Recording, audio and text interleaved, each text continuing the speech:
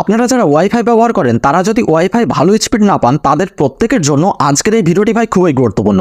আপনারা ফোনে যদি একটি সেটিংস করে রাখেন তাহলে আপনার ওয়াইফাই স্পিড বর্তমানে যে পরিমাণে রয়েছে তার থেকে 3 গুণ পরিমাণে বেড়ে যাবে। সেই গুরুত্বপূর্ণ সেটিংসটা কিভাবে করবেন ফোন স্ক্রিনটি লক্ষ্য করুন, আমি সহজেই দেখিয়ে দিচ্ছি। তার আগে বন্ধুগণ এই ভিডিওটি শেয়ার করে আপনার কাছেই রেখে দিন।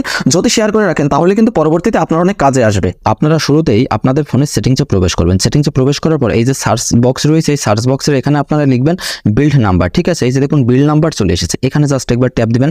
ট্যাপ দেওয়ার পরে আবারও দেখুন উপরের দিকে বিল্ড নাম্বার লেখা রয়েছে, এখানে আপনার হাতের আঙুল দিয়ে 7 বার ট্যাপ দিবেন। ঠিক আছে, 1 2 3 4 5 6 7 যদি 7 বার ট্যাপ দেবেন তাহলে আপনাদের ফোনের ডেভেলপার অপশনটি কিন্তু অন হয়ে যাবে। সো এখান থেকে ব্যাক বাটনে ক্লিক করে আবারও সেটিংসের যে সার্চ বক্স রয়েছে এখানে চলে আসবেন। আসার পর এখানে আপনারা লিখবেন ডেভেলপার। ঠিক আছে, DEVELOPER ডেভেলপার লেখার পর এই যে দেখুন ডেভেলপার অপশন চলে এসেছে, এখানে যথারীতি একবার ট্যাপ দিবেন। ট্যাপ দেওয়ার পর স্ক্রল ডাউন করে একটু নিচের দিকে আসবেন। এখানে খুবই গুরুত্বপূর্ণ একটি অপশন আপনাদেরকে খুঁজে বের করতে হবে।